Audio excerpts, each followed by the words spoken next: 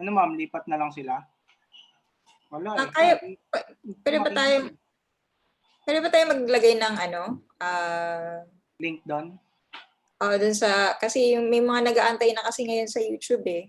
Okey Dun ma'am, sige. sa nakikita nila parang Hindi ko puwede din. Ano ma'am, lipat na lang sila? Wala, eh. kaya puwede ba tayong maglagay ng ano, Link do'n? dun sa kasi yung may mga nag-aantay na kasi ngayon sa YouTube, eh. Okey Dun ma'am. sa nakikita nila parang Hindi ko puwede din. Ano ma'am, lipat na lang sila? Wala, eh. kaya puwede ba tayong maglagay ng ano, Link do'n? dun sa kasi yung may mga nag-aantay na kasi ngayon sa YouTube, eh. Okey ma'am. Dun sa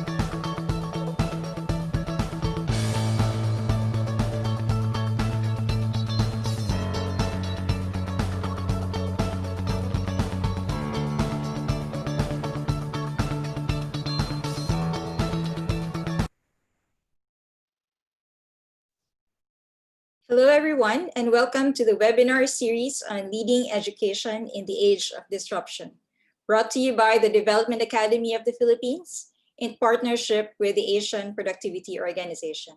I am Yami D from the DAP Center for Governance, and I will be your moderator for this webinar series. The webinar series on leading education in the age of disruption aims to discuss the essential features of Education 4.0 and showcase current education governance trends, practices, and research findings that may contribute to the generation of insights and ideas that could be adopted for policy reform and program implementation for the education sector under the new normal. Before we formally start, allow me first to reiterate some reminders and house rules during this webinar series. All sessions in this webinar series are being recorded and broadcasted live via YouTube for documentation purposes. By joining this webinar, you automatically consent to such recordings. For attendance purposes of our participants, both here at Zoom and at our YouTube channel, kindly type in your name and agency at the chat box. Please put your microphone on mute to minimize background noises and avoid distraction for the duration of the session. Questions during the session will be relayed using the chat box. Kindly type in your complete name and agency in the chat box along with your question for the open forum. We may request you to speak if clarification or elaboration is necessary. Lastly, presentation materials can be accessed in the webinar series Google Drive using the link flashed in your screen. Our chat monitors will also post this link in the chat box. If you will experience difficulty in reading the presented material, you can download it now. Some emails, however, may require a special permission on our part to access the files. Before we proceed with today's session, let me do a quick recap on what transpired last Tuesday during the webinar session 2 of this series. We were joined by Dr. Tai-Hee Choi, Associate Professor of the Education University of Hong Kong, with her session entitled Contextual Factors in the Design and Implementation of Impactful Education Policies under the New Normal. Dr. Choi highlighted 3 interrelated and overlapping factors in shaping the process and success of reforms. And these are, firstly, reform features that include the perception of reforms and their relationship to the context and to other reforms. The second factor comprises the reform actors who should be identified to help them understand the reform and make them ready for it. Lastly, contextual features would touch on the analysis of the context of the reform itself, such as resources and history, and on the reform culture. At this time of the pandemic, all of us are well aware of how certain circumstances had pushed policies to be formulated due to urgency, unpreparedness, large-scale impact, and need. Examples of these policies include the decision to conduct blended learning among our learners and the allocation of resources to support our small businesses and low-wage workers.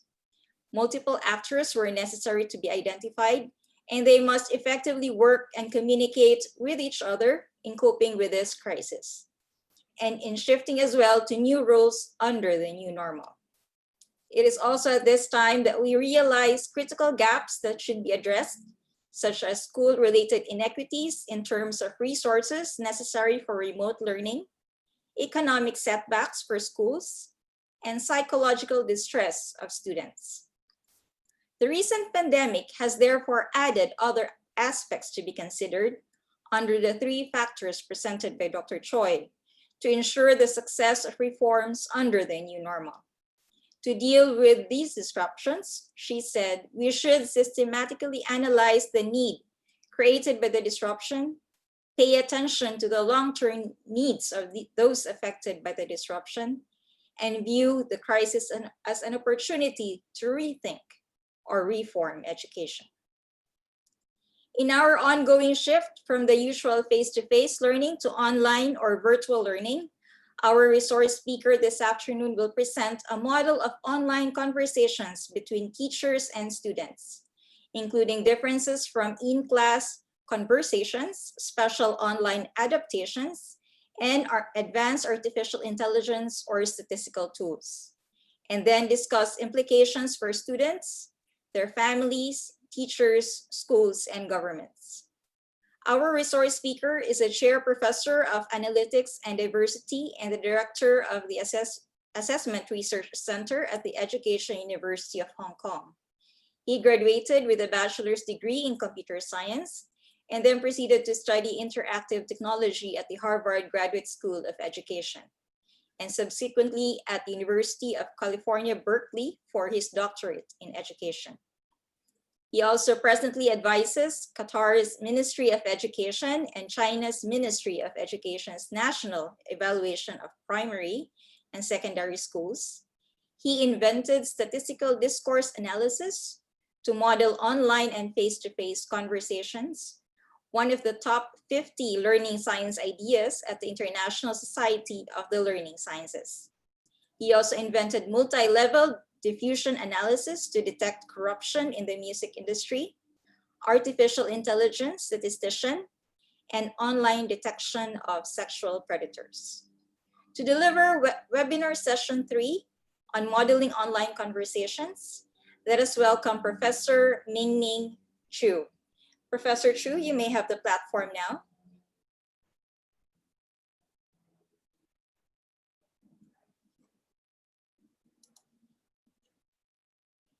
Professor Chu?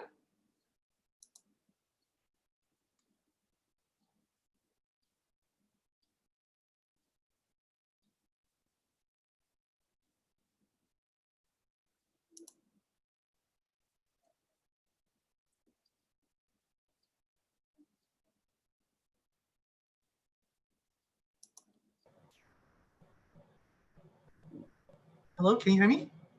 Yes. Great, thank you. So I'm going to share my screen. I hope you all can see it.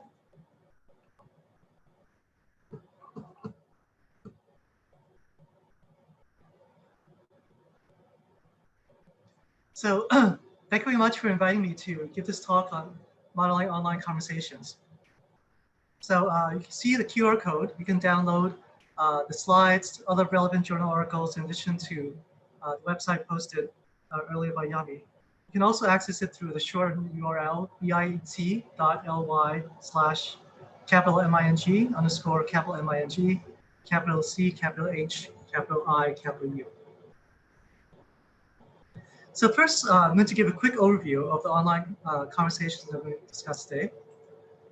I'm going to present my model in terms of having teachers prepare different types of conversations and how to evaluate them. I'll briefly discuss analytic tools I use in artificial intelligence and statistics. And then I'm going to conclude with implications for our students, their families, teachers, schools, and governments. So first, here's our model.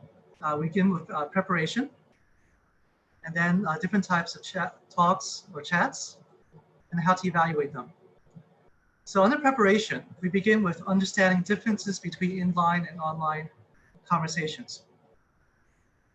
Then we look at the technology environment. This is both the technology environment of the teacher and of the students that we're going to be teaching. And then most important, we need to know our students much better than before. Since we won't be seeing them in class, we'll be working with them online. The most prominent type of talk is a lecture or demonstration, but there's also question and answer, whole class discussion, and then small groups of students working together. We're going to evaluate students, both their thinking and cognition, but also their social emotional behaviors and their relationships with other students. And then we're lastly going to reflect and revise our teaching based on what we learned from the class that went before. So first, what's the difference between in class and online? And I contend that they're so different. In class versus online, it's like land versus water. So if you simply try to transfer your traditional in-class teaching to online, it's kind of like walking on water. So we need to walk on land, but swim in the water. So I'm going to do a quick comparison of in-class versus online. So first, let's just consider what we see. In class, we have pretty sharp 3D images, whereas online, we're reduced to a computer monitor and much smaller two-dimensional images. Also, speaking and hearing is quite clear in class, but can be distorted online, especially if the internet connections are not very good. Together, these sharply reduce teacher social presence. So in class, the teacher is very prominent, students pay very close attention to the teacher. But online, you don't get a sense of teacher presence as much. It's typically an image and a voice, and you don't necessarily need to pay attention as clearly. If you look around, the teacher's probably not going to notice as much that you're not looking directly at her and paying attention to her. This, of course, also goes the other way. Just as it's hard for students to see a teacher, it's hard for teachers to monitor students. And especially if a large class, you might have like dozens of images on a small screen. So it's very hard to see exactly what students are doing, let alone what they're looking at. And of course, if you want students to do something, it's much harder to do so. You have to give them explicit instructions, and they have to check to see if they're actually doing what you asked them to do. It's not simply as walking over and asking them to do something. We're also much more reliant on technology. In class, the teacher pretty much controls the entire environment. But online, they have to go through a TV screen. They can't control what's going on in people's homes, and you really depend on how good your connection is, how good your monitor is, how good your students' monitors, computers are. And in class, because you can control the environment much more strongly, you're going to have far fewer distractions. Whereas at home, you might have a student there, there might be siblings, parents might be there, there can be noise from like neighbors. All of these makes it much more difficult for a student to pay attention. So overall, the teacher has far less control of both the physical and computer environment online versus in class. And so the important consequence of this is students have much more independence. Students have much more control over what they do, and teachers have a lot less ability to affect what students do. So this is a key insight that really changes from in class to online. You have less control over students. Students are much more dependent on what they want to do. So let's take that into account when teachers preparing. First and foremost, let's look at the hardware that teachers have. How good is the computer? How good is the monitor? How good is the internet? If you have like high-speed internet, that's much better than if you have much slower Wi-Fi or even telephone connection technology. Your monitor is really important. Do you have 4K, 30-inch monitor? That really affects how well you can see things. And how fast is your computer processing this information? Then there's also a matter of your software. How good is your video conferencing software? Are you going to be using Google Docs? Are you using other specialized applications like GeoGebra for math or particular movie apps? In addition to the materials, it also matters how strong is teacher's technical knowledge. So not many people have degrees in computer science. They might have a passing familiarity with it. And so that makes it very hard to decide. Like you have so much software, so many computer programs, when should you use which type of software for which type of lessons for which type of students. Then on top of that, things go wrong. If things go wrong, how good is the teacher at troubleshooting? And then there's also the matter of like online learning design skills. So as we can see, teaching online is quite different from teaching face-to-face, and not all skills transfer over. So thinking about what a student's looking at on a screen is quite different from what a student experiences in a classroom. And so there's also multiple options. In class is one, there's also online. There's also a consideration of how to blend your lessons across online and in-class platforms, or perhaps simply having students do work separately aside from their online interactions. So you can see that most teachers cannot do all these things. So an important question for teachers and schools to ask is, how much support do they have? Are the colleagues good at these things? So for instance, they have another teacher who's very good at online design. Can they ask them questions? They have someone who can give them tips on how to troubleshoot problems. If something goes wrong, can they like call someone to figure out like what's wrong with their monitor? Why is the connection gone? There's also school resources. Is there a technical person at school? Do they, as a principal, provide a special person help with all of this? There's also government resources. Is the government providing high-speed access? Is there a hotline that you can call from the government? Are they providing a platform to share resources with you so you don't have to do everything from scratch? And lastly, there's each teacher's own social network, their own friends, families, neighbors they can count on to help out with this. So beyond simply the teacher's own technology and what the teacher needs to do, it's much more important to understand each student's needs. Now that each person is at home, you have to really understand what's going on there. So first and foremost, it's critical that teachers communicate effectively with their students and their families. So the first basic question is, what available technology do they have in their homes? What are the learning needs of each student? And so we have a communication at multiple times. First, there's initial time, just to understand what's going on in students' home, what's the learning environment, what's the technology. And then what can they learn from the students themselves? So this can be backed up by school. If there's information, if there are files in each student, that'll be very helpful. They can talk to counselors for students with special needs. But then just simply talking to students themselves, seeing how they behave at home, what's going on there. And all this has to happen before classes begin. Beyond the initial communication, where you're just trying to understand what's going on in their homes, we also need to have regular communication with the students and their parents. So the very simplest thing, it's about announcements by text, for instance, to all students and parents. And this has helped both sides understand and how to address the changes in the students' lives and home lives, and also in schools. So because you're not in classroom anymore, lots of things going on outside. It's important to understand what each of these things are, because any of them can vastly affect how students are learning. So of course, we have to also look at student technology at home, just as we do with teacher technology. What do students have in terms of computer, monitor, if necessary, smartphone, the available software, how good is their video conferencing, word processing, how good is their connections. Then just like we need to know how good the teacher is at understanding technology and troubleshooting, it's vitally important to understand what students can do. Do they understand how to deal with software? They set up properly.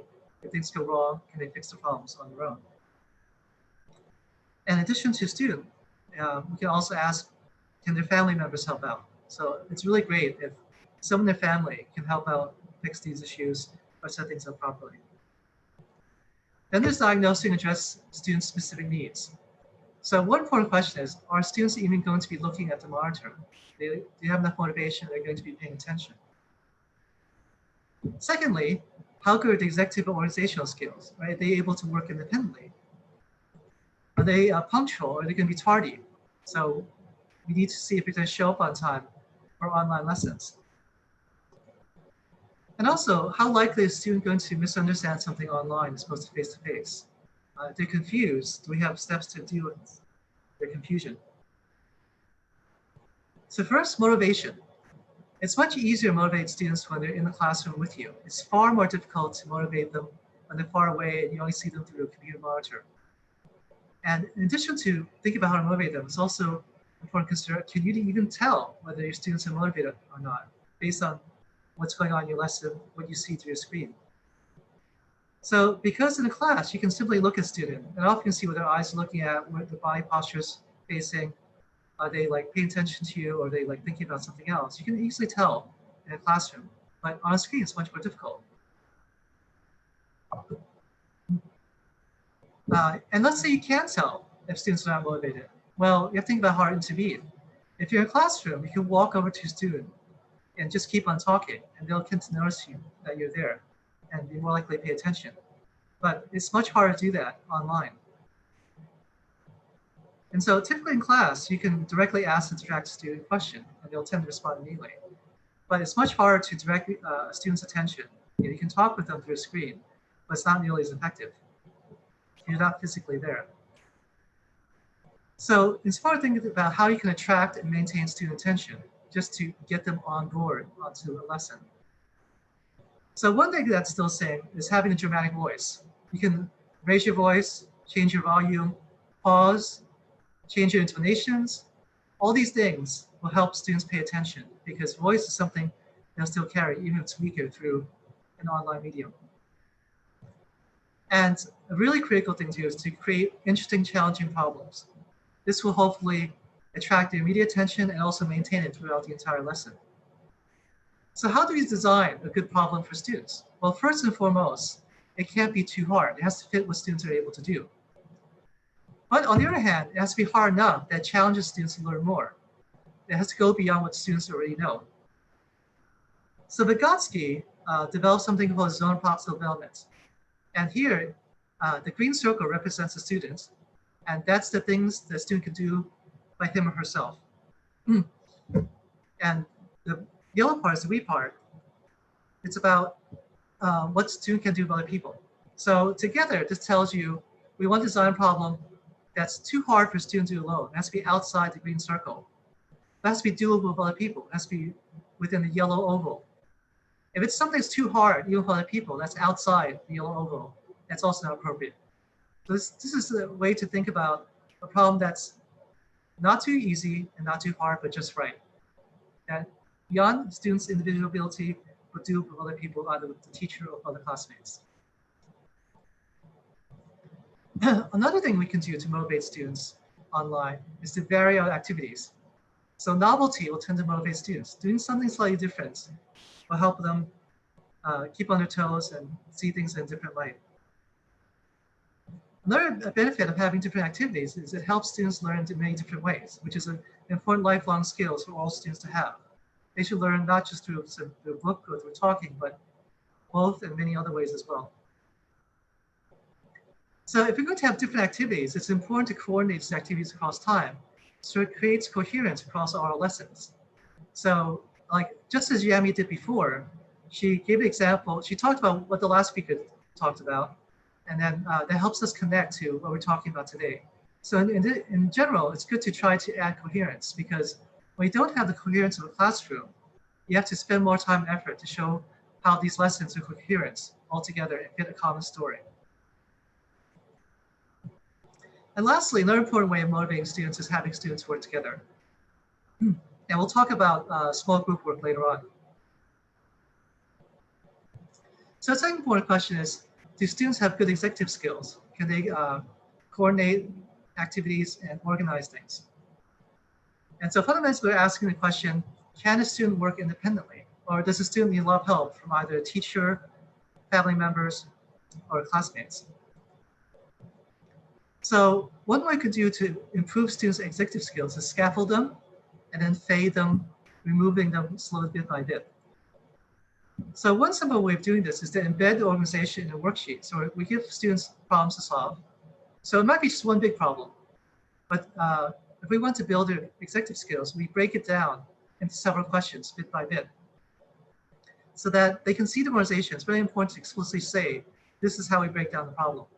And then so from that big problem, we subdivide into smaller problems.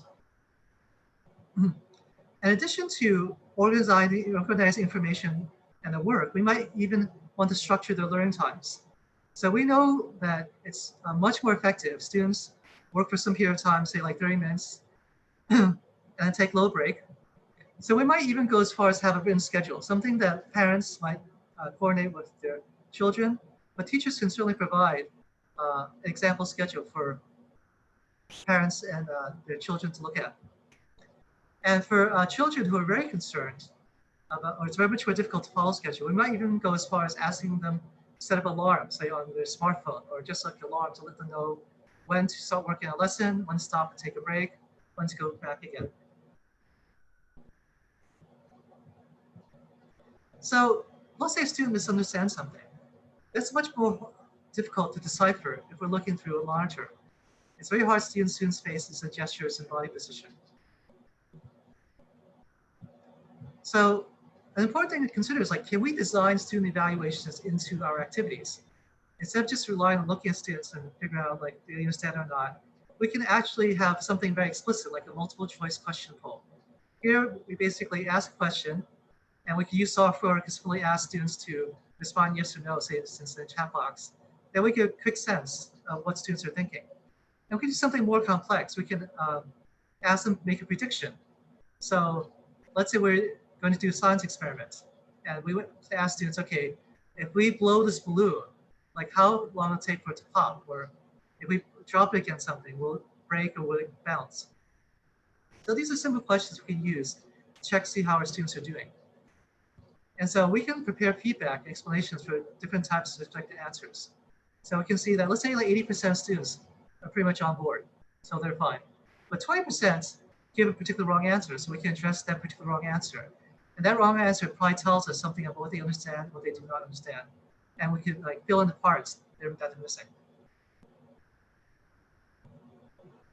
So just like we think about a network for teachers, we should also think about a network for students. What system of support do these students have? So first, of course, how can their parents and family members help? For instance, for young children, can their parents sit with them as they're going through a lesson? Are there brothers or sisters who could provide help with like difficult concepts? Maybe someone's really good at math. Maybe someone's good at technology. And then beyond immediate family, we can also ask students about their friends, their classmates, their neighbors, who can also provide help. And then also school themselves. Maybe there are other teachers. If we know what student schedule is, we know which other teachers they have, what the experiences are like. The school provide tutors, online tutors to help with particular students. These could be older students who have taken classes before. And of course, you have school counselors and other staff that can address other needs.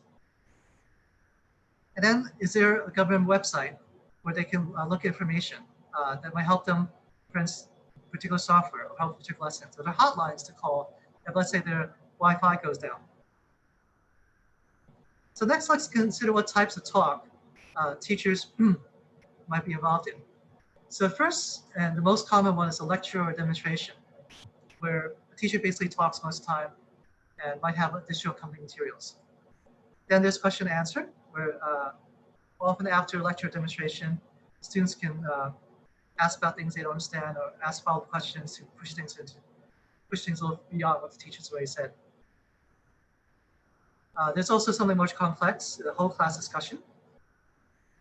And after whole class discussion, a much simpler version is small group problem solving. So let's look at the lecture demonstration first. So typically, after a teacher's polished a lecture and has a really good idea how to do it, it's pretty much fixed. It varies a bit from lesson to lesson, but they pretty much have the same core. And because it's fixed, if we're moving to online and there's potential technical issues, we can do, instead of delivering a lecture live, we can just record it. And if we record it, we can plan out photos, PowerPoints, design it much more carefully and make sure everything's just right before we do the actual recording. So recording really changes what's going on. Instead of being forced to listen to a teacher, a student can control when they listen to it, how they listen to it. And so one of the simplest things that they can do is if they feel a little bit bored, they can play back the lecture that's recorded 10% faster. They'll tend to grab their attention, it focuses them a little bit more, and if the material is a little bit easy for them, they can get through it faster. It also helps save some time. Of course, on the other hand, if it's very hard for them to understand, they can slow it down. They can play at 90% speed or 80% speed. That way they can hear each word very slowly and carefully. They have time to think about the content and think about how it connects to what they already know. So this is really helpful because it's permanent. Not only do they play it once, they can go back and review it any time. So they might listen to it, they start doing their homework, they realize they really didn't understand as well as they could. So they jump back to where the teacher said something, listen to that part again, and that can help them do their homework. And of course, this also applies to a teacher as well. The teacher can go back and see what they've said. If there's something they've missed, if they see that students did poorly in a test, they might find that there's something said earlier that misled them. And also, the reviewing at any time is especially helpful for language minority and special education kids.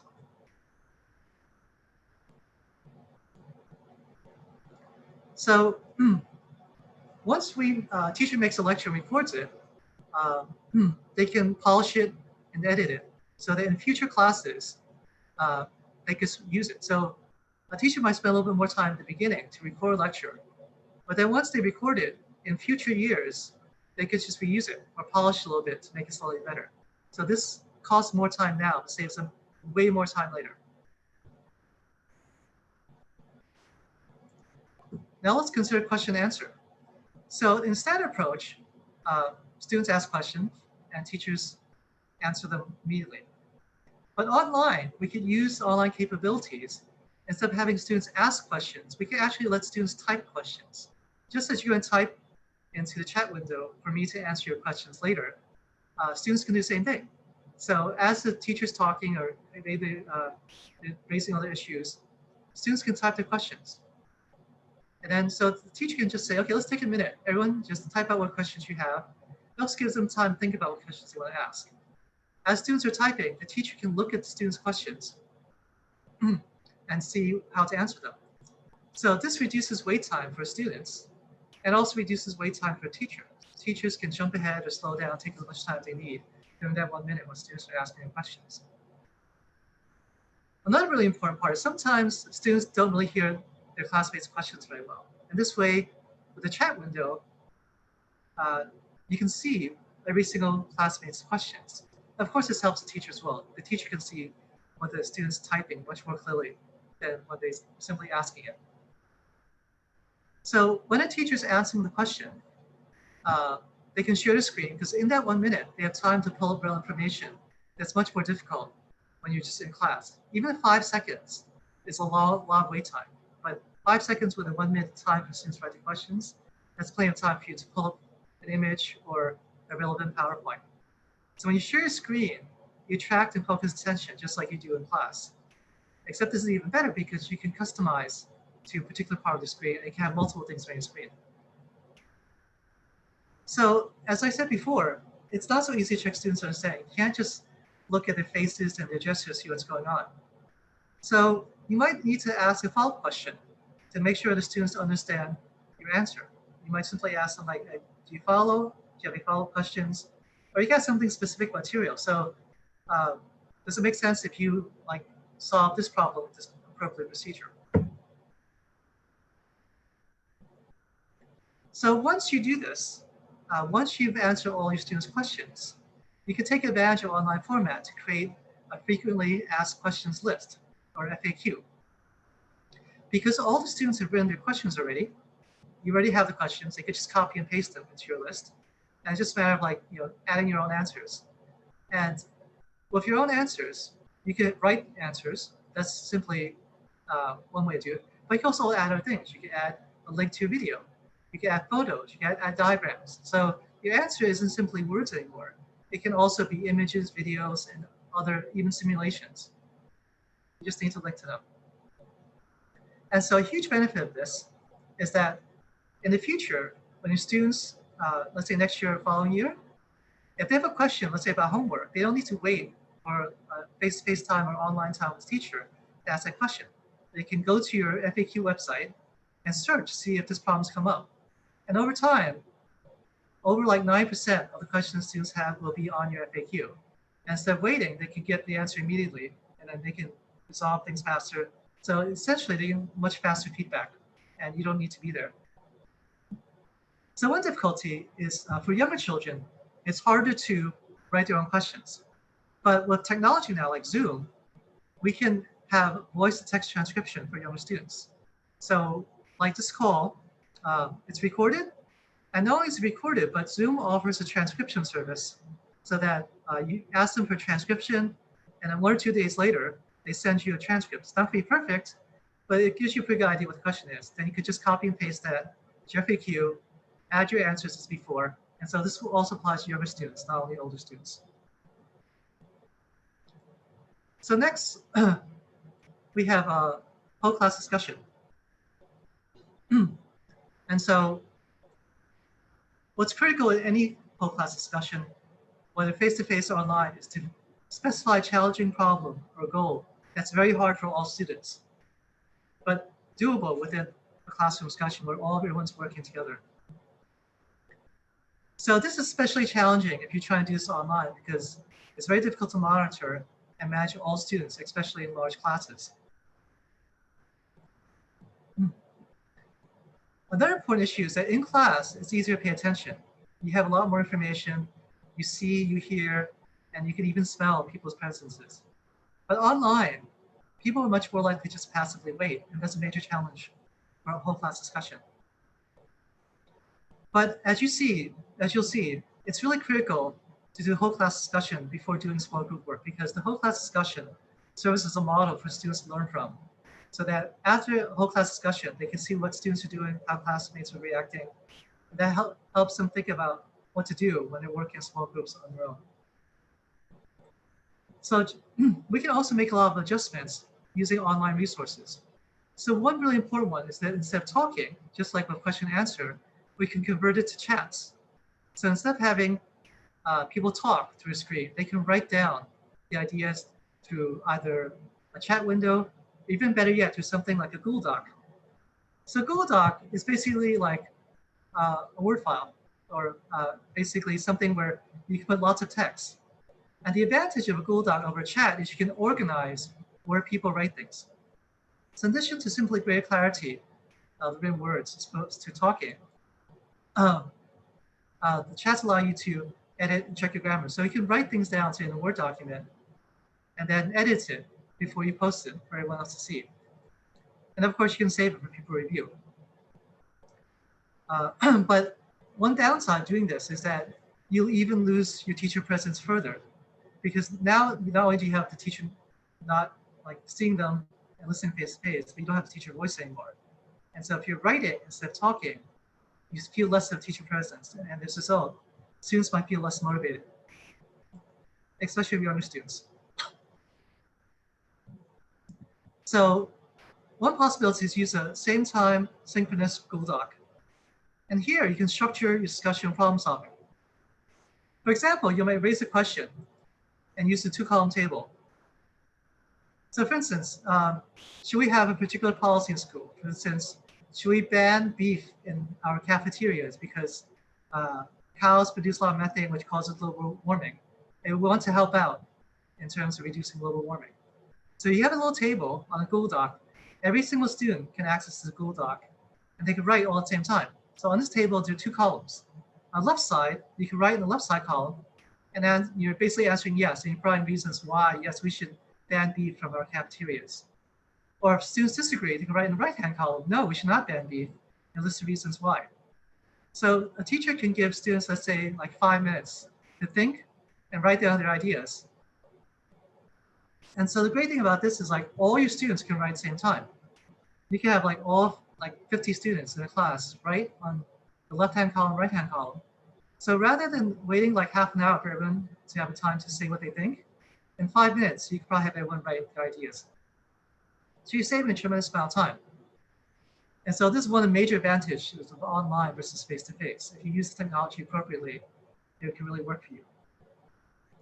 So another thing that this Google Doc helps with is it coordinates attention. If you just look at a chat box, there's a lot of stuff to look at. This table organizes all information for you. You have the basic question at the very top. You have answers on the left side supporting, yes, we should do it. Answers on the right side saying, no, we shouldn't do it. And if you actually have a filled out table, you can see maybe 80% of the answers are yes, we should do it, and 20% no. So they can really give you a sense of like how all your students are thinking. And not only does the teacher see it, but all the students see as well. They can see what, like, okay, most of my classmates mostly agree with it. And they have these different reasons. And here are the few students who disagree, and this is why they disagree. So very quickly, you have much more shared information among the teachers and the students of what's going on in this particular lesson.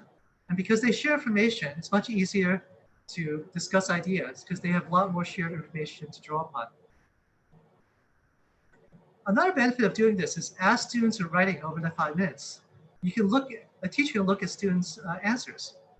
And so a student might have a question, they just write down the question inside the school doc, and teacher sees it and answer immediately. They don't need to wait for everyone to finish writing. They might do this through a chat box and then respond quickly. And also during the 5 minutes, the teacher can read all student answers and think about what they want to say. And so this way, it's much less stressful for a teacher. Like if you in a face-to-face discussion, a student asks something, you really cannot wait too long before students start wondering why isn't the teacher answering the question. They start doing other things, they get distracted, and then they might start bothering the classmates. But here, if you have 5 minutes to watch students write, during that time, you see what students wrote down, think about what they said. You can pick like, okay, these are things I need to talk about. These are pretty straightforward.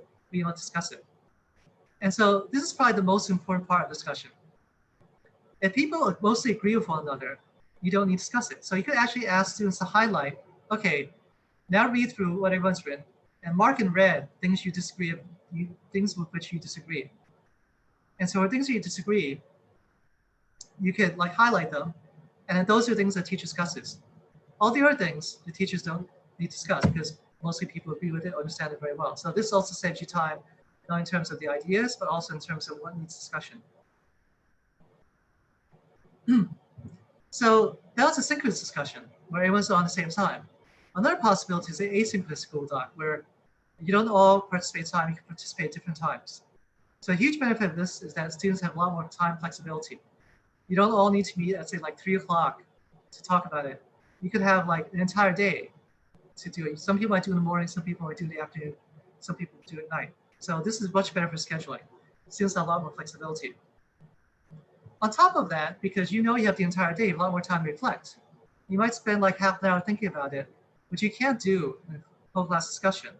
But you can think about it, you can talk to your brothers and sisters about it, talk to your parents, look up resources on the internet, think about some more. You can also polish it, make sure the writing's fine, spell check it, grammar check it very carefully, reorganize it, so that when you post it, it's much prettier, much easier for people to understand, both classmates and the teacher. But of course, there's a downside. And the downside is that if you're not there, you're not asking students to do it right now, and students could do it anytime, more students will probably not do the work. So that's a big downside. Another important issue is that if a student has a question, the teacher can't respond right away because it's not due right away. You have all day to do it. And so overall, this will tend to require a lot more teacher time to check if all the students are participating or not. And also there's feedback about the content. When the teacher posts feedback, it takes time. So students take time to write it. They have to wait for a teacher. The teacher has to read through everything and then write down feedback. And then after all that, the student gets to see it. So Yami, should we take a break now for 2 minutes or should I keep going? Sure, sir, that's fine. Would you like to take a break? Okay, sure. Let's take a 2-minute break. Okay.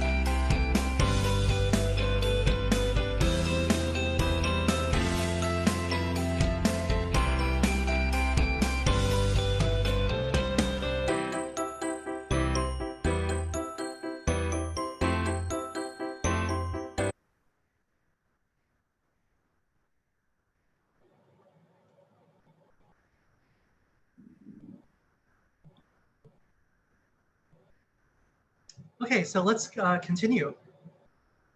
So after doing a whole class discussion, it's possible for students to understand what's going on and have a sense of what to do in small groups. So small group work is especially helpful for online independent students because they're on their own anyway. As I mentioned earlier, this helps with motivation because often students like talking with other students and work together. So just as with the whole class discussion, it's important to specify a challenging problem or goal. This helps to motivate students and focus their attention. So if the problem is hard enough, it'll also motivate the need to collaborate with other people.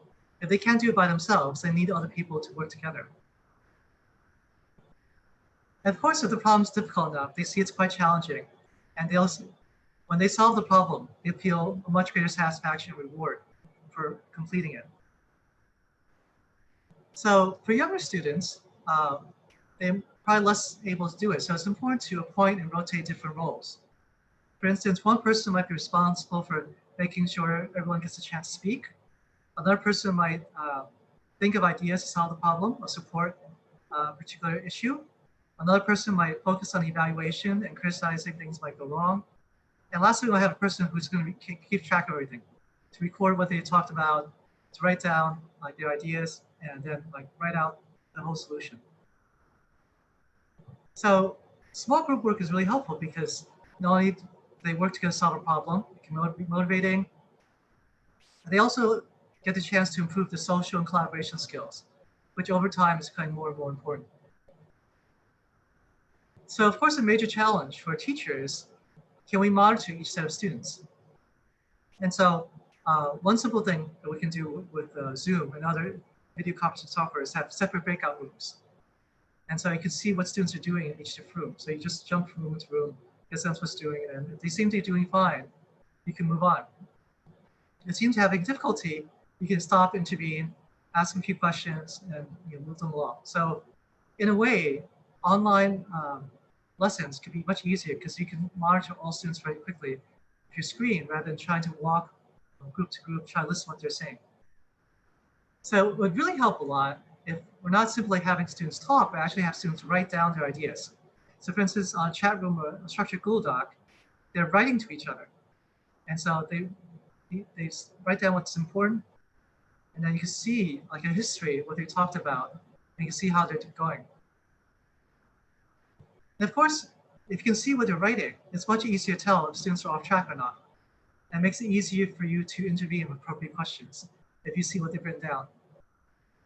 And also, if you write your questions, it's also likewise easier for your students to understand what you mean, and also to go back and check that they understand you properly.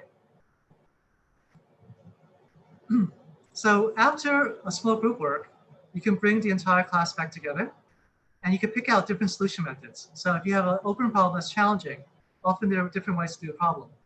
You can also pick out some wrong answers and some right answers. And so as you present these solutions or having students present them, you can ask all of their classmates to compare these solutions and ask them to evaluate them. What do you think? Which one do you like better? Why is this one better? Why is this one worse? Which is more helpful in which situations? All these are important questions to think about because we don't simply want students to have a right answer. We want students to have a whole set of possible solutions, a great toolkit, so that we can use them in different situations. Some solutions might be easier than others. Some solutions might be broader and cover more situations than others. And we want students to have a whole range of these different solutions. So next, we want to evaluate how our conversation is going. So the first part is, how are our students thinking? What are the cognitive activities?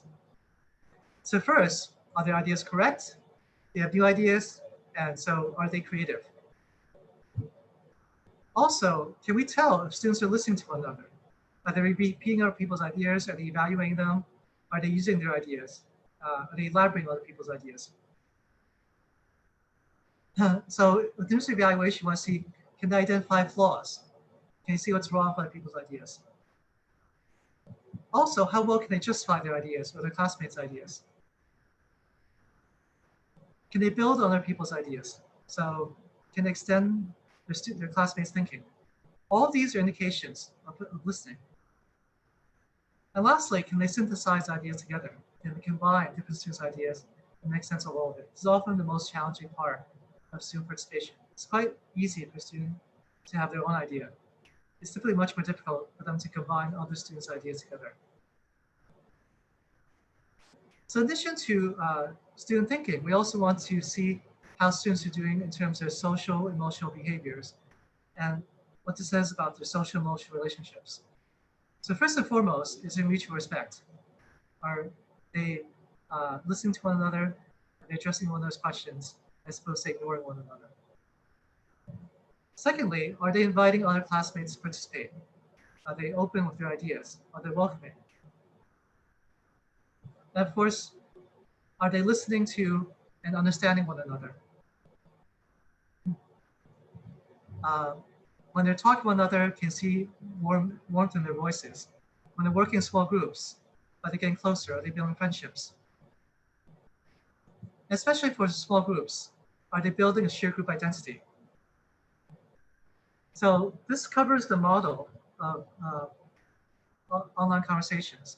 So next, I'm going to talk a little bit about how I use artificial intelligence and statistics to do complex analyses to derive these insights that I just shown you earlier. So overall, the big goal is to automatically analyze conversations. So three major parts to doing this. The first part is automated transcription, where kids are talking and we feed it into a computer program that automatically transcribes it and creates a file of words. The second major part is to take that file of words and automatically categorize or annotate it. So what are key concepts or ideas based on what the words we see in the file? This categorization then creates a database. And so the last part is how can we automatically statistically analyze all those conversations?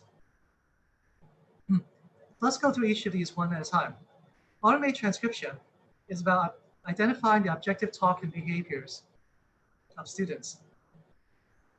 So a big challenge is that people's voices and behaviors differ, and they also differ across contexts. So you can have the same person making the exact same sound behavior, but they can have different meanings or functions in different situations. So when a student says something in a classroom, that can be quite different from when they say it at home or on a playground. And this is quite important because as a teacher, it's quite easy to think, okay, we're in teaching, we're in teacher mode.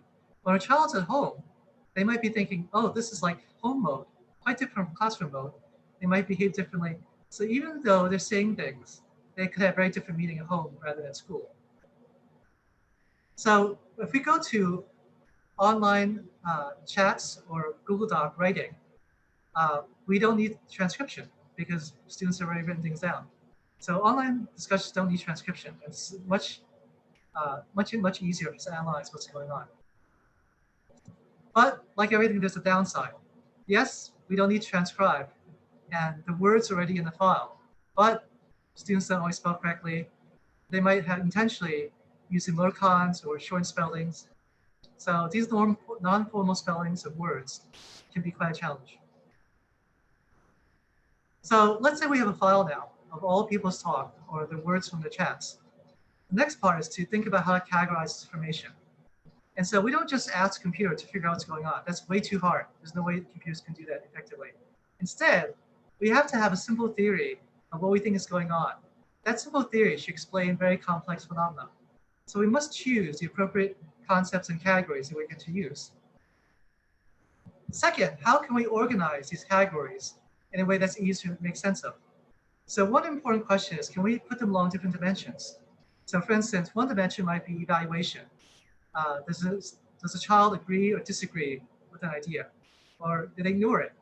Are they neutral? That could be one dimension, evaluation. A second dimension might be, is the student right or wrong about this idea? Or is it not, or they're off task, but not really related, you can't judge it right or wrong. You can also ask, do they justify their ideas or not? What's the quality of the explanation? That's the third dimension. A fourth dimension might be how much they invite other classmates to participate. For instance, do they ask a question? So it's quite a polite way of asking people to participate. Or they might demand that a student do something like add these numbers on a calculator. Or they might simply make a statement and not invite people to participate at all. So these are all different dimensions. And if we have dimensions, we can combine in different ways. So for instance, we can have an agreement that's correct, that is about, has justification, and also invite someone to participate to a question. So these different combinations allow us to cover lots of phenomena. So this example, 4 dimensions of 3 choices each, allows us to cover 81 different phenomena. So this is a way of taking simple ideas, combining them to cover a lot of complex situations. So next, if we have the text, we have the concepts, let's figure out how we're going to categorize. Can we make a precise decision tree for each dimension using a sequence of questions that'll guide our categorization?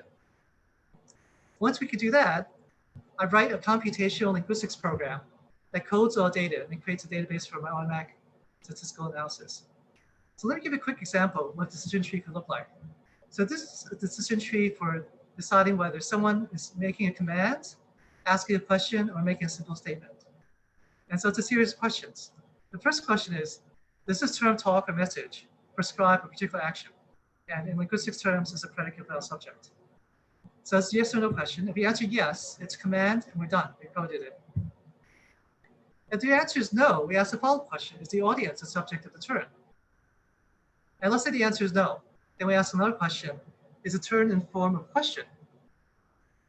And the answer is no, we code it as a statement. If the answer is yes, we code it as a question.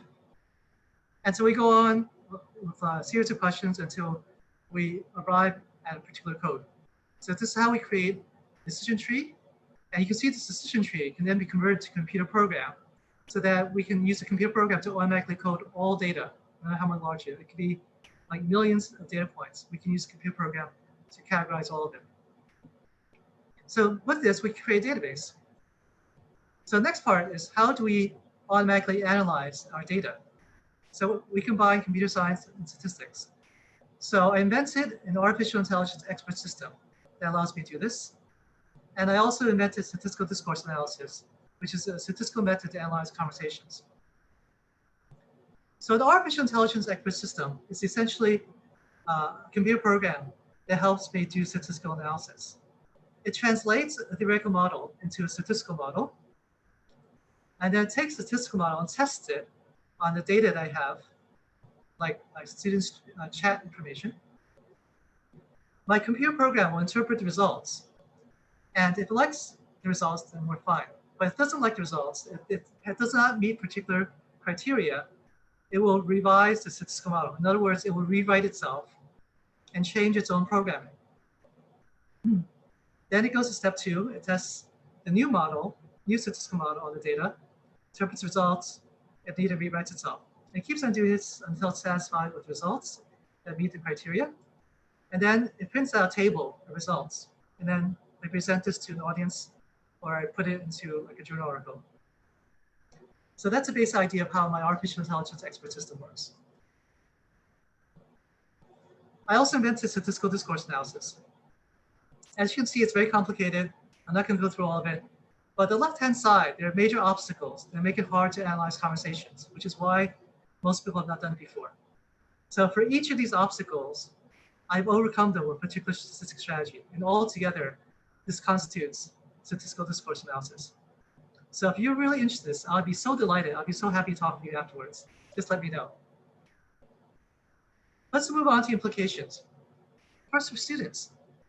Given that students are going to be more independent, they'll be working at home, it's really, really important for students to develop the executive thinking skills, the organization, or also known as metacognition skills. So a simple way of doing this is to work on complex projects, especially with like their parents. It could be something like cooking, or it could be like making something at home. It's best done with adults, so they learn like all the different parts and how they fit together. Another important skill for students is social skills. With more online teaching, more independence of students, you're going to have a lot more small group work in the near future.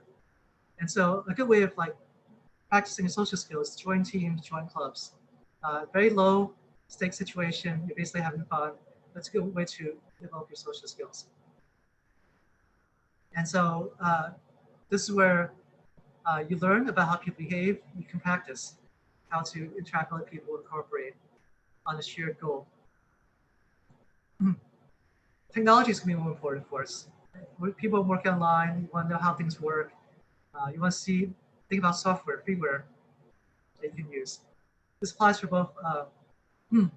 So in particular, there's a lot of software out there that helps students learn. So GeoGebra is really fantastic for learning algebra because it takes algebra, turns it into shapes and figures. And so it's easier for students to understand shapes, and those shapes are then connected to equations, so it helps them understand the equations. Also, OpenShot is great for making videos of your own or just editing them. So these are just fun things to try for a student.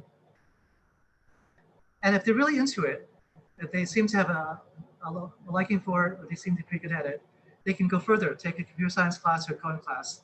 There are a lot of these online. You can Google them and find lots of self-teaching programs. They have some for older students, a lot for younger students too. So Scratch is really great for young children, like 4 or 5 year olds can play with it and learn computer programming. There are also implications for parents and families of these students. So first and foremost is spend time with the children during online learning. So first, basically just look and listen. See what's going on. Try to make sense of what's happening. Try to understand what your children are doing. Try to understand what the teacher's doing, what difficulties they're having. And then try to think about it from the child's point of view. It's quite easy to think, okay, my child's not getting it. This is not wrong. This is not working well. But try to think about, okay, let's look from their point of view. Like how are they feeling? How are they reacting? What are they doing to try to make sense of the situation? It's only after doing all of this that a parent might offer help. One of the biggest mistakes that parents make is that they offer help that's actually not needed or is inappropriate for a child, which can easily make things worse. And of course, access technology and stable internet. So for people who are rich, that's not a problem. But for people poor, it's important to think about like what can you do in your home. So there are many stories where parents walk around their homes with a mobile phone. And they should try to figure out, okay, where's the place where the internet connection is strongest? So when the children need to download assignments, they stand there and the assignments download faster. That's something really critical. It's really important to know your home, know your technology, know your internet. But let's say you can't do that at home. Do you have a neighbor who's very friendly, can help you? So maybe like the child can go to neighbor's house and download the assignments for like 10 minutes, and then go back at home and do it. If you're part of a church, does the church have facilities that help you? Do they have tutors? Do they have like technical people who can help you do things?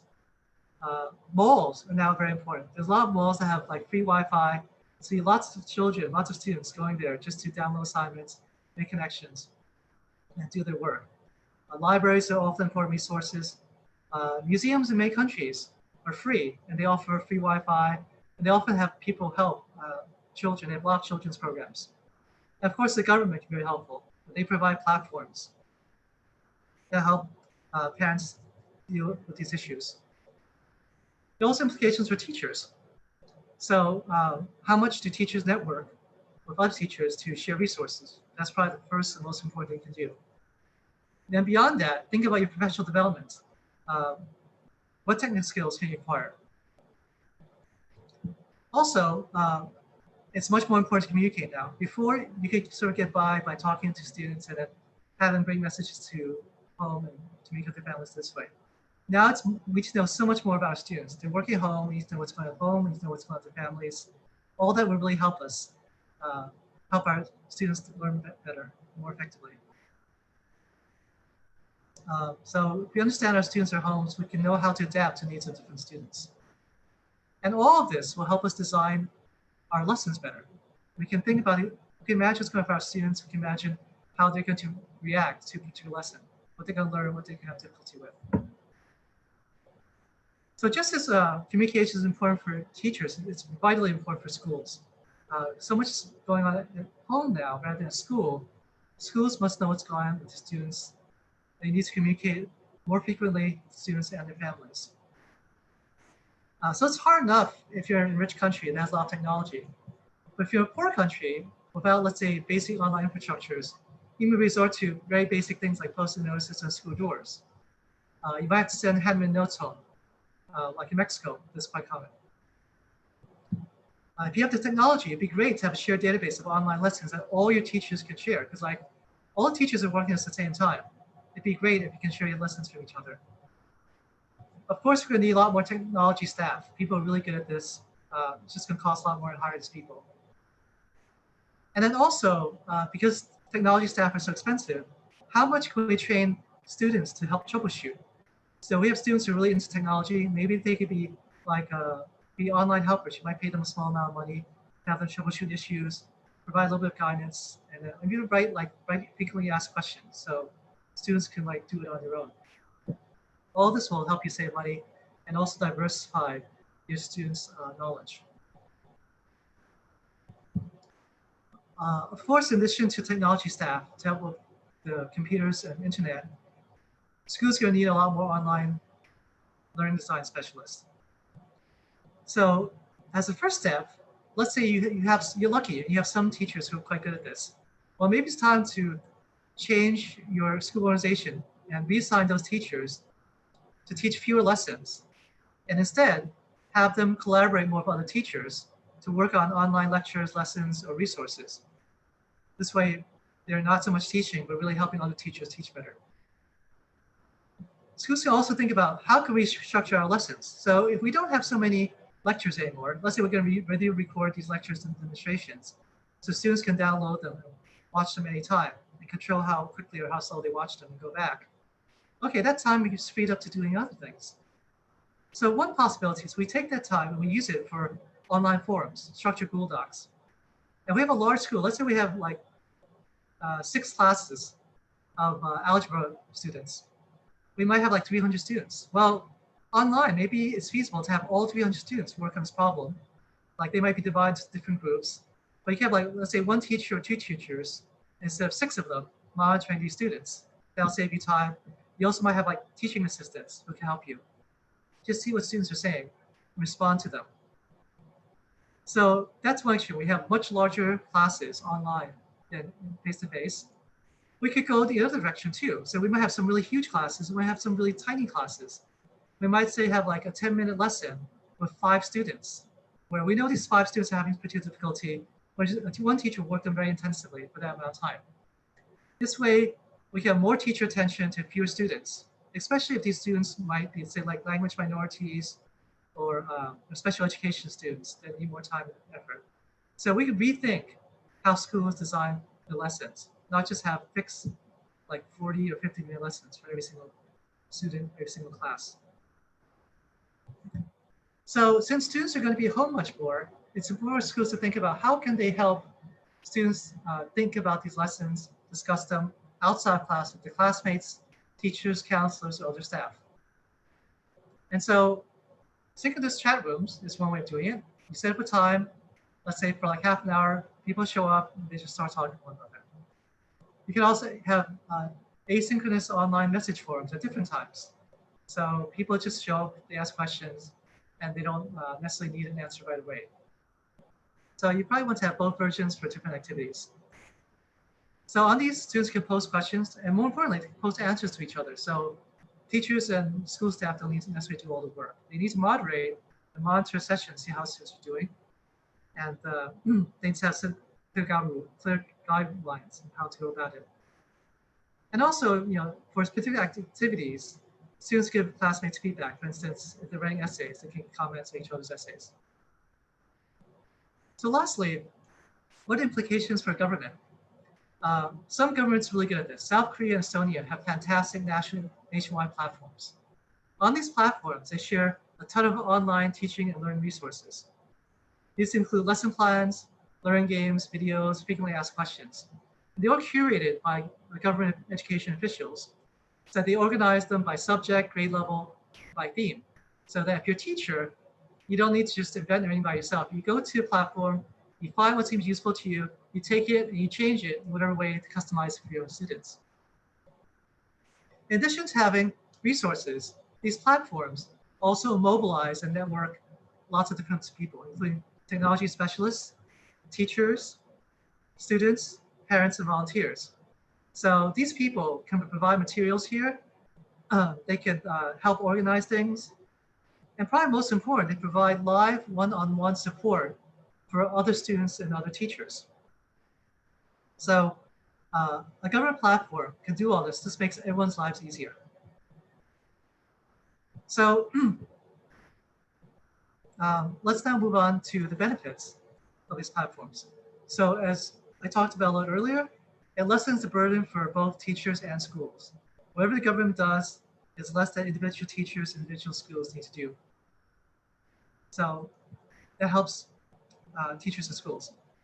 In addition, it makes things fairer. If you have a platform, everyone in the entire country has access to it.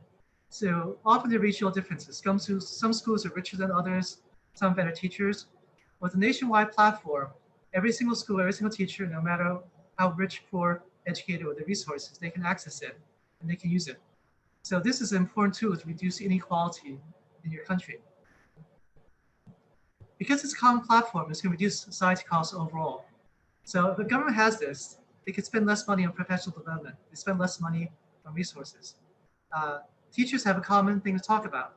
They can all say, oh, let's go to a platform. This is lesson. What do you think about this? It's a shared basis for them to talk about issues, how to change these lessons, how to think about different things. And it's not just limited to the government, because we have lots of other people participating. Lots of people can suggest particular lessons. Like a teacher can say, hey, I did this lesson. It worked out really well. I think it's really great. Send it to the government platform. People will look at it. They might add it. They might modify it. They might add comments to it. So it's not only about having the government do things. The most important thing is actually having everyone in the country potentially participate on this platform and share their creative ideas. And then, of course, beyond the platform, we need money for all the other things we mentioned before, for students, parents, teachers, and schools. Technology, the hardware, software, the people, professional development, all that costs money. And so government has an important role to help out all of that as well. Thank you very much. So as I said earlier, if you haven't already downloaded slides, you can use this QR code, or you can use the shortened URL. Thank you very much. Thank you. All right, thank you very much, Dr. Chu. So it was a very enlightening presentation. And we have a number of questions posted at our chat box right now from Zoom and our YouTube channel. So it was in the presentation in your presentation, you were able to give some examples on how to actually do online classes to interact with students, teachers and students, and how they particularly interact. Now, there's this question from the Department of Education in Bohol, from Ms. Tumalon. So while your examples were quite good, I think there is a challenge on how can we possibly handle preschool learners in this online delivery mode of instruction. So what would be your recommendations on this, Dr. Chu? So I think this is where the initial communication is really critical.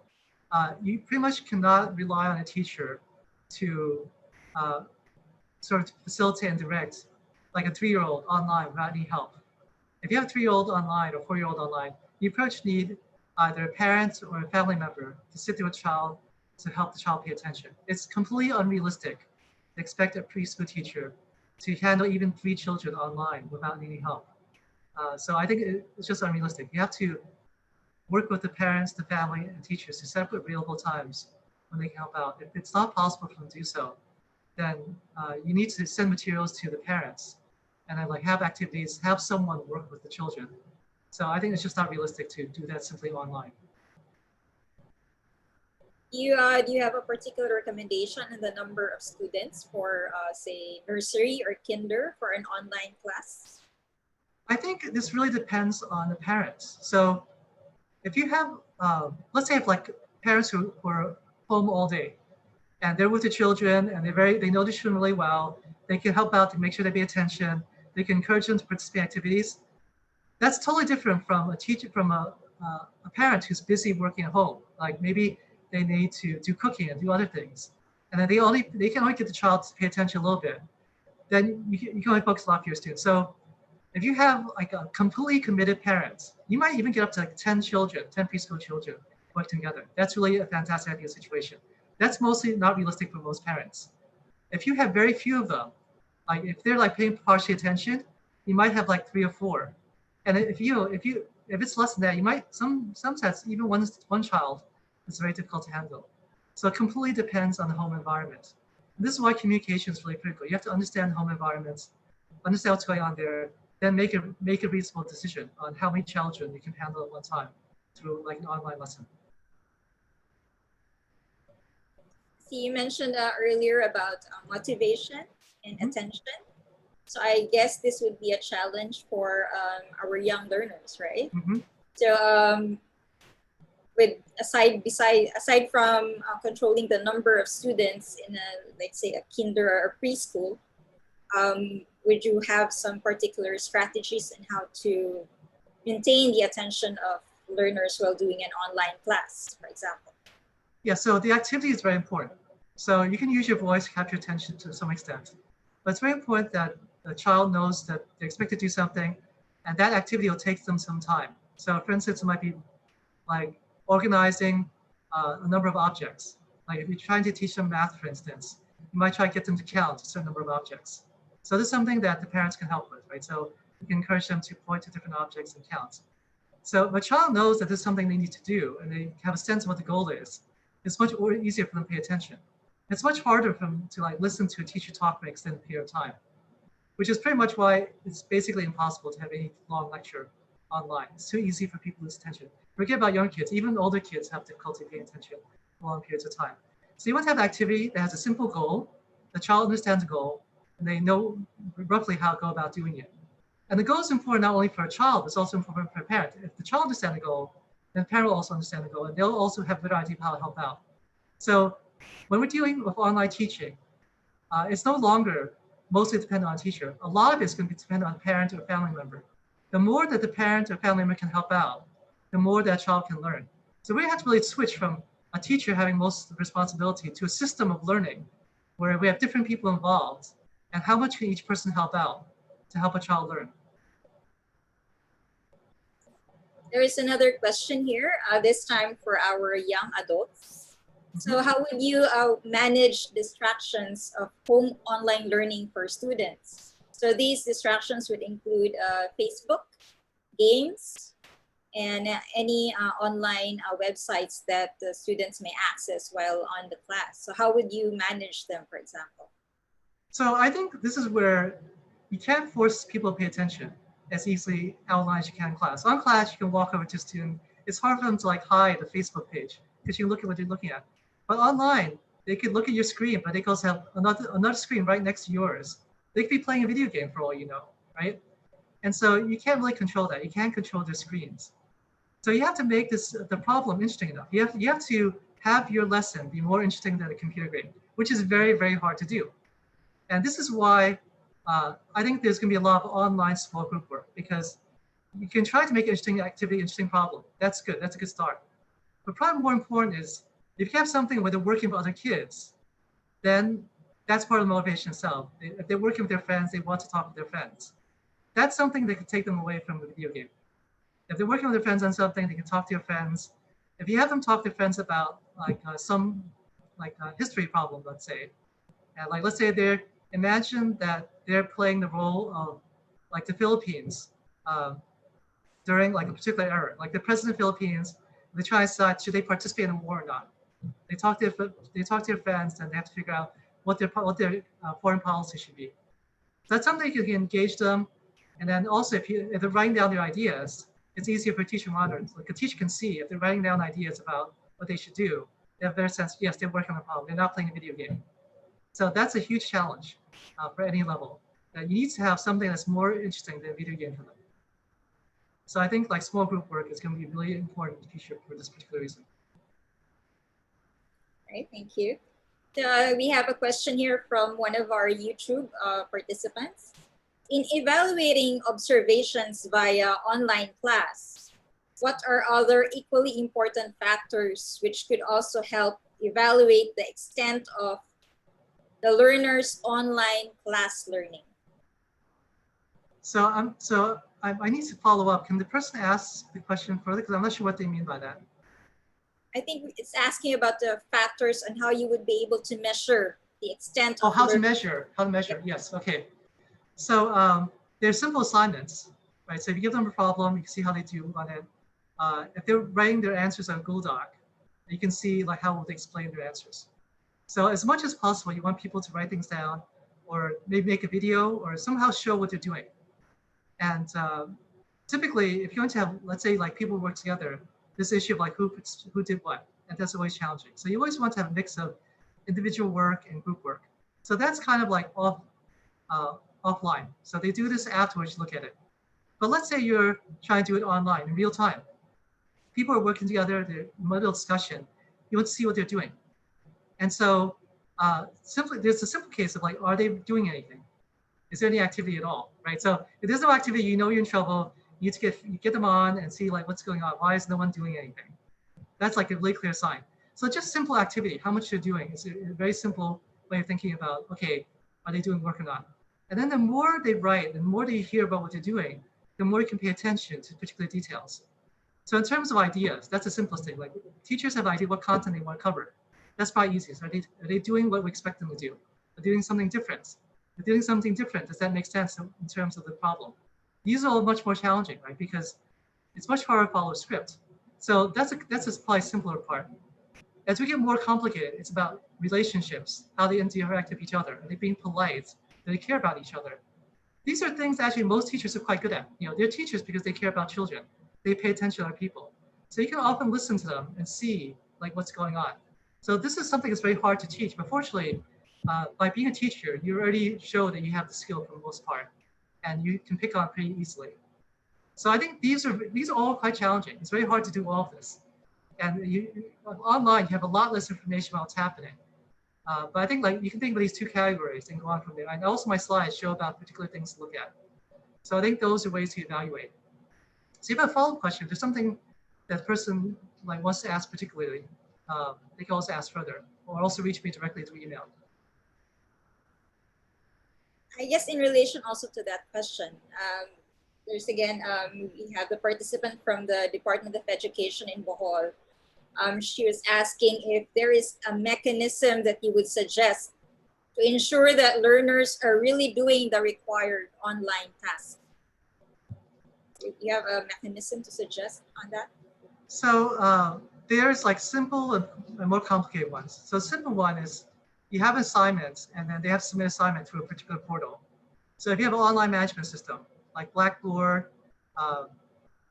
you can just like have them operate your system. So then the system will help take care of that for you. It'll let you know, okay, how many people have submitted this assignment, how many people have not submitted this assignment. And the really sophisticated versions, they'll have messages that go to a student. If a student has not submitted assignments, it'll automatically send them a text message saying, you have not submitted assignment, it's due in like 10 hours, please like work on it and submit the assignment. So that'd be like the ideal case. We have a fantastic system that helps teachers like monitor students and then send them messages to let them know that they haven't done their homework yet. At the other extreme, you have nothing. Right? There's no system. You're totally dependent on students submitting things on their own. So then I think it's a matter of like what you can set up. So like for instance, can you set up a Dropbox? So in this case, you have a Dropbox, every single student has their own Dropbox, and then like they do all the work in the Dropbox. So you can see in real time, like they're working on something, you can see how much they've done. So you can check every single student's Dropbox, see what they've done. So that's like another system issue to see if they've done the work or not. And then going beyond simply submitting the homework to actually like looking at what they've done. You want to have some structured system of evaluating student work, because now you're relying so much on student writing things down. This is where the assignment itself is very helpful. You want to create an assignment that's not totally open, really broad, like, okay, what should the Philippines do if like the country's going to war and they decide should they join or not? That's way too broad, right? And it's gonna make it hard for you to evaluate. So in addition to helping your students organize their ideas, if you break down the problem to particular parts, like what are the economic consequences of going to war or not? What are the military consequences? What are the social consequences? You break it down to different parts. They can see, it helps the students think about different issues. But also when you grade, you can see which parts they've answered, which parts they haven't answered. And you can see like how much they've written each part. And it's also easy to compare students' different ideas. So if you structure your assignments carefully, it also helps you grade later. And of course, you want to have some sort of rubric for grading. Like a very simple case is like they've done it or not. But you can also think like, there's like major ideas you want to include. Maybe there are like 3 major ideas. Then you just think, okay, have they included each of these major ideas? or they may have left one out. So a lot of the assignments, the more you understand what you want, the more you design your assignments carefully, the easier it is for you to evaluate student work later. Okay, there's another question also from the Department of Education in Cabuyao. How do we encourage our students to actively participate in online classes if for example, they have their internet is not very stable and they could encounter frustrations about not being able to hear their teachers or not be able to express themselves because of the internet issue? So what would you recommend? What would be the strategies that we can do to encourage still active participation in an online class? So this is where we go back to the first step of just understanding the students and talking to students when they're at home. So if we understand what students' home environment is, it's easier to imagine what's like for them to do a lesson. So I'm talking to a student, the connection's not very good. I know this could be a problem long term. So then once I understand the student's life, I can think about, okay, how can I adapt? If I am that student, what's going to happen when I'm working on this lesson? And then so once a teacher has a better sense of that, it might be like, maybe all my students have the same problem, and maybe all the connections are very flaky. So then I might think, okay, one, what resources do they have? So for instance, does the church have a good connection? Do they have like a computer that, let's say, like all my students can go to that class, to go to that church, and we watch a video online? So then I might think, okay, it doesn't make sense for me to send an entire video, which is very intensive. I'm sorry, to do something when I'm doing a lecture online, where it's too intensive. Their internet's going to crash most of the time. They won't hear half what I say. Instead, I'm going to make a video, send it to the church, and then they can watch the video of my lecture at the church. And then when they ask questions, they might post questions on chat room at that church, and I can answer them. So I might run the class at that church. That's like one example. But let's say that's not possible. Let's say like their internet's very flaky, and they might download stuff, but they can't really, they can't stay online very long. So they might download my video, watch at home. Or maybe I can't use the video at all. Maybe lecture is just not feasible. I can only have assignments. So then I might have to embed my lecture inside the assignment. So I might like write a problem, have some tips in the problem. So my lecture is like turned into tips. So think about the problem. It's all offline now. I basically send them an assignment or they pick it up at school. And it's like a series of problems. And I may ask them to work with their classmates. And so inside the problem, there are tips along the way. As they're going through the problem, it's structured. So they think about the problem, they think about my ideas, and think about what they should do in response to each idea. So at the very end, they might have a list of questions, or there might be questions embedded in the lecture. So it might be like lecture or question along the way. They fill out that kind of like extended worksheet, talk to your classmates, share their ideas, compare their answers, and then like come to a resolution. There's something they can all agree on. So what should the president of the Philippines do in this case? They have a clear answer, and they have different answers, right? They like, maybe half of them think this way, half of them think another way, but they synthesize together, and they submit their homework, and I look at it as a whole. So I need to really rethink about what's going to happen in classroom. If I cannot rely on them to hear my lecture, I should rethink what activity is suitable. If they're working together, what their homework life is like, what they can reasonably do by themselves, what they reasonably do with their classmates. So it requires a massive rethink of what's feasible. But it all starts with understanding your students. If that is the case, would you have a recommendation on how long an online class should be? So realistically, if your internet is not entirely stable, it has to be as short as possible. You can't be too long. So let's say, so this is where you have small group work is really important. So you might have, let's say a 5-minute introduction where you say, okay, we're gonna do this activity. And then you're going to, let's say you can meet with your classmates. So let's say you meet one other classmate at someone's home. And so I'm going to do a 5-minute lecture. And if your internet fails, here's some notes on what I'm going to cover in the lecture, just in case you miss it. And then we're going to stop the internet for a while, and then you're going to work for, let's say, 20 minutes online. So this is where the problem has to be really captivating. If it's not interesting enough, they're just going to play the video games for 20 minutes, right? But then after 20 minutes, when they're working with their classmate, they come with a resolution. They submit the resolution either online, if possible. Otherwise, they might need to submit it like by paper, and the teacher has to look at it afterwards. So that's an example of something you could do. If the online's capable, you might pick out a few groups to share the solution for everyone to hear. Okay, we did it this way. But a group, they did it a different way, and this is why. So you can compare different solutions and think about how both those solutions are useful and when they're useful for different times.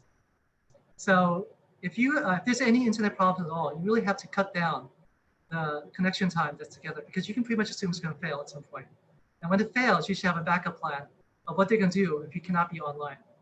So this is why you're probably going to have a lot more small group work, because that's much more flexible and you don't need to be online all the time. All right, thank you. This question is from Dr. May Flor Posadas of the Central Philippine State University in Negros Occidental. Can you share to us some of your best practices in monitoring the performance of students using online platforms in the delivery of instruction? So I think in terms of monitoring, let's just talk about technology. So I'm very fortunate. I can afford to have a 32-inch screen that's 4K technology. So I can actually see about all 50 of I can see 50 students on a screen at a time. If I have 20 students, I can see their facial expressions. And then I have broadband technology. I have a direct connection to my network at home. So I don't use Wi-Fi. It's a broadband connection. It's really clear. It's really precise. I can pretty much conduct a class and see all my students' reactions.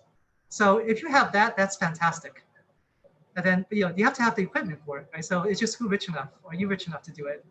So if you can do that, that really solves a lot of problems, because then I can look at an image of my student. I can see if they're confused or not. I can see where they're looking. Like, that's how good the image is. So that's the ideal case. If you can't have that, let's say you're downgraded. Okay, everyone is maybe half an inch big. You can see if they're looking or not, but you can't really see the expression, right? So that's still useful. You can see if they're looking at you, if they're looking away, right? And then some people, you don't even have the screens. Like, maybe their internet is not good enough, so they can hear you, but they can't see you and you can't see them, right? So that's much more challenging. So if you can't get direct feedback visually, you have to think about, okay, what other feedback can you program into your lesson? So I gave a simple example of polls. So I gave an example of giving a science experiments. Okay, we're going to drop this ball onto some text. Is it going to burst, or is it going to bounce, or is it going to stick there? And you just ask everyone to do a poll. If you have the software, everyone just pick 1, 2, or 3, which answer, and they click, and then in a couple of seconds you see half the class pick 1, half the class pick 2, no one picked 3. Right? That gives you an idea what your class is thinking. So these are quick things you can do to add to your class to get a sense of how your students are thinking. And so if you know if they have a right answer, if it's a wrong answer, why it's wrong, and that gives you an idea what they're doing. So these are quick questions you can do. You can also embed more student participation in your activity, right? You can ask students, okay, here's this problem. Take a minute to write down your answers, right? So a lot of it's really important to understand what our students are thinking. If we can't see what they're thinking, we have to get them to explicitly write down what they're thinking. You have to see what they're doing and take whatever they write down, whatever feedback they have, and then make use of it. So there's a great danger if you don't get feedback from your students, you have no idea what's going on. You don't even know if they're actually listening to you. So it's very important to design student feedback into your lessons. It can be very short, like a quick question. It can much more extended, like a problem. It could be like having students work together, but you need to get an idea of what your students are thinking. Okay, this question is from the Department of Education, NAGA, Herman Bobis. What is the possibility of online learning in technical subjects that consider safety and precautionary measures? How will the teacher handle this situation? Okay, so here's the most amazing thing that I saw. This is virtual reality. So at Purdue University, they actually created a virtual laboratory. And so students put on virtual reality goggles, and you actually feel like you're in this laboratory. You walk around, you manipulate things. So this is the far future. Most people can't afford it. Right now it's only a university. But if you can do that, you basically have a virtual laboratory, and you have multiple people in the laboratory, and you interact with objects. So if I pick up an object, you cannot pick it up. I can hand an object to you, and you can receive it. Right? So this is the future. This is the most amazing world. But most people don't have this, right? So then you have to do experiments. So the next best thing is a virtual experiment where you're in the same space, it's called a micro world, where people can manipulate things. You can choose different things to do things.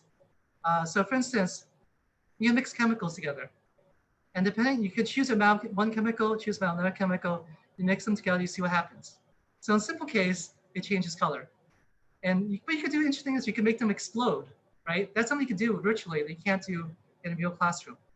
So those that's a simpler thing. You're still doing simulations, but people interact there, much more controlled.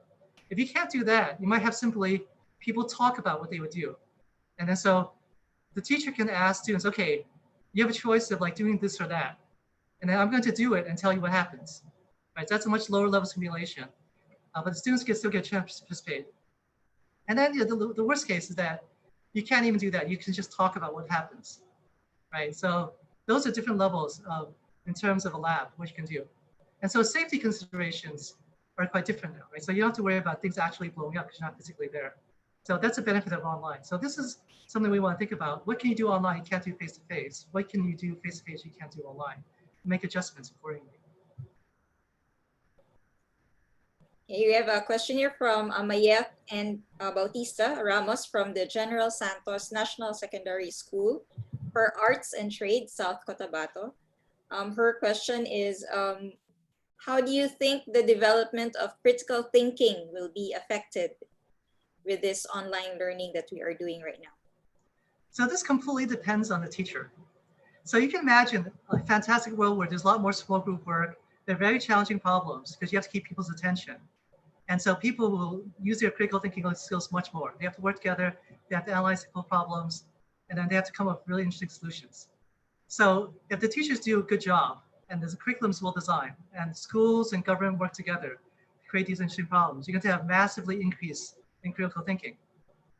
You could also have the opposite, right? The curriculum is not well designed, students are interested in what's going on, teachers have to keep the attention of their students. Most students are really playing video games, they're not really even listening to a teacher. Then critical thinking would be much worse. So you're very unlikely to have critical thinking stay at the same level. It's going to get much better, it's going to get much worse. It's going to be hard to stay where it is right now.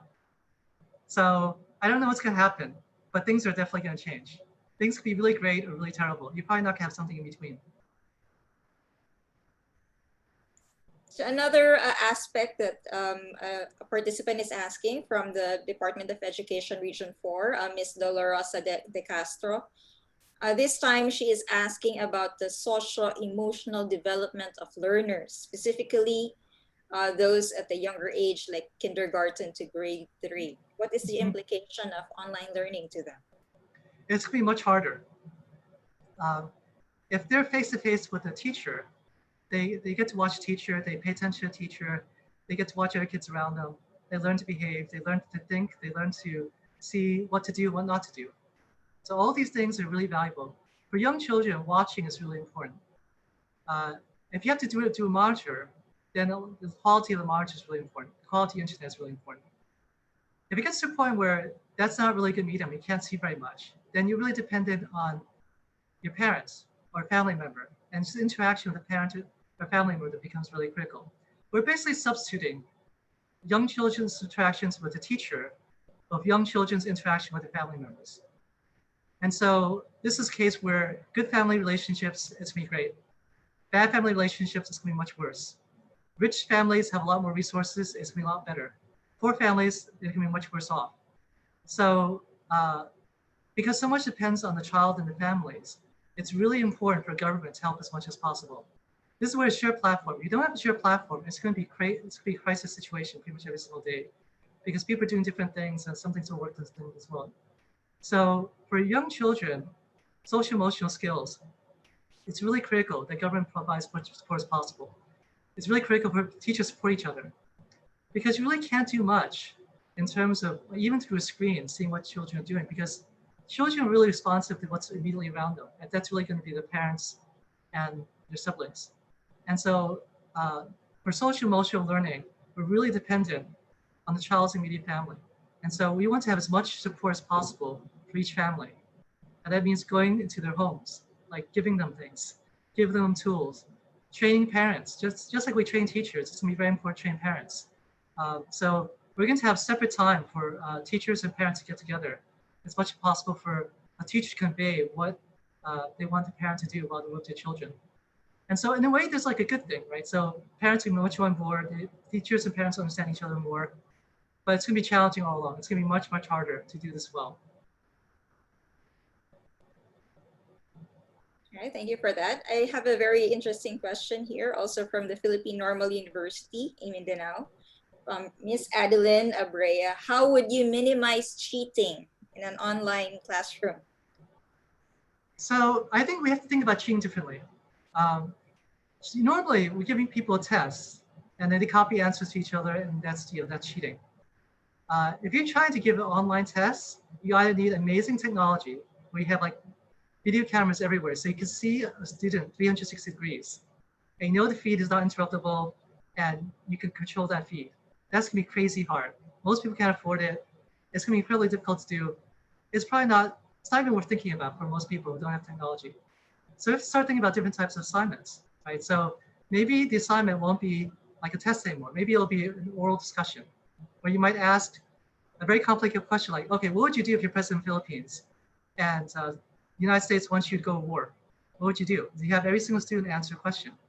So this is something they can prepare, right? They can study for it, but you can get a sense of like how well they're doing. You can also ask them different questions, right? So you can customize the question for the students. So this is much more difficult, of course.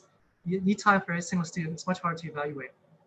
Something in between, like a test and one-on-one questioning, is having them write their answers down. So you might decide, okay, I'm just going to give up having students work alone. I'm going to have students work together in groups, and then have them do it that way. And then you have a group solution, and you know students are helping each other, and you can assess how well they work together. So if you really, really want to have tests and you think it's absolutely necessary, then you can try to use software that kind of restricts what students can do. So you might have, let's say like a survey test where you ask students like a survey question and then they answer. And then it has to be pretty quick because you know they might look up things online. So you have to structure your question so that they don't have enough time to look up the answer and think about it and then find an answer. And then they can answer very quickly. If they try to look things up, it takes too much time, they're not able to do it. But I think that's just a very dangerous game to play because it's hard to design such tests. You have to have speed in there. It's very hard to do speed. Most of the time we want students to think carefully and slowly, not to think fast. And so that's going to be like a major shortfall. So you can do speeded tests, but you're very limited what you can do. So if you absolutely need to do tests, that's one possibility. But it's much harder to design. And then also, they're going to share a test. You have to make new tests every single time because they can just take photos of test questions as they see them, and you'll never know. So tests are losing game now for online learning. Okay, thank you for that, Dr. Chu. So I'll just have this last question for our open forum. So thank you very much, our participants, for your questions. For this one, this is from also from Ms. Mayeth Ramos of the General Santos National Secondary School for Arts and Trades, South Cotabato. The topic, modeling online conversation, which only means the approach and discourse is changing. Prior to the pandemic, though, there were studies and articles coming out saying pedagogy before technology, meaning technology is just a tool that even without pedagogy can still be effective. But considering what is happening now, we look into online learning and checking on what platforms we can use for our pedagogy. Can it be safely said then that pedagogy now is highly dependent on technology and one cannot go before the other? Yeah, I think pedagogy has always been important. Even when you have technology, it's important to think about how to use it. I think the difference now is that you cannot avoid technology. Like if you're face to face, you could flow through a lesson, talk. You don't need technology to have an effective lesson. But once you're online, or you have to send things to your students, you have to think differently about technology. So it's not so much like use it or not use it. It's about how to use the technology. What is the technology good for?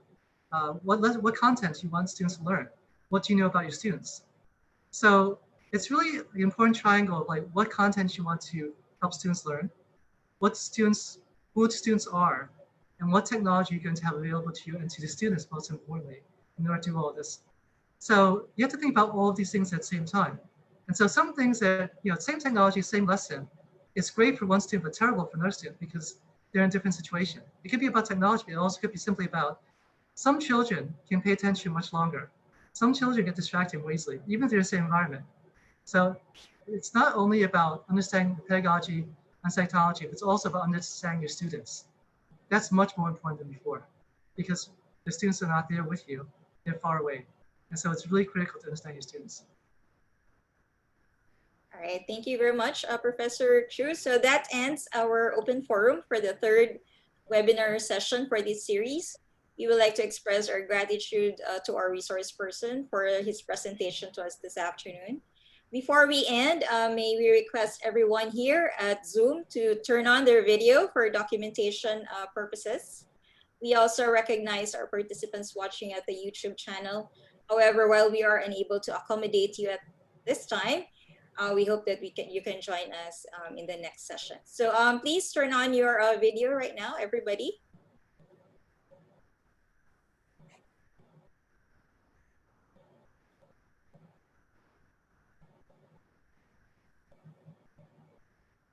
All right, ready your smiles?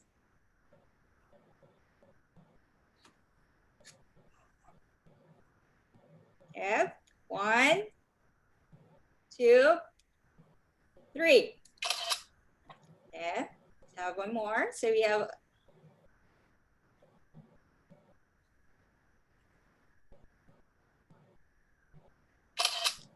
invite everybody to open their video.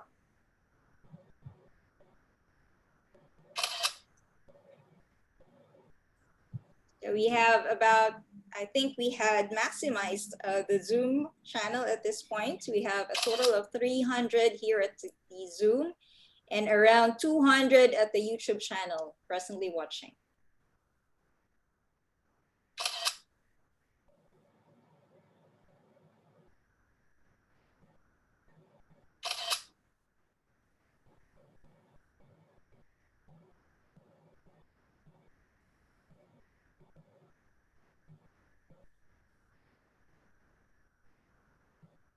Thank you very much for organizing this. And thank you all for participating. All right. Okay, so at the end of this session, we would like to remind our participants to accomplish the feedback form through the link flashed on your screen and also typed at the chat box. Next week, we will have again Dr. Tai-hee Choi to deliver webinar for preparing teachers for crisis-triggered remote learning, working with third parties on September 15, Tuesday, and Dr. Avinash BM on September 17, Thursday, to discuss on Education 4.0 in the Indian context. We look forward to meeting you again next week, same time at 2:00 p.m. Philippine Standard Time. Kindly await our advisories to these webinar sessions to your respective email addresses at least a day before the scheduled events. Again, may we remind you to please accomplish the feedback form after you leave the platform. Your feedback will be valuable to us in improving the delivery of this series, and this will also further validate your attendance. It was a pleasure hosting you this afternoon. We look forward to meeting you again this coming week. So stay healthy and safe.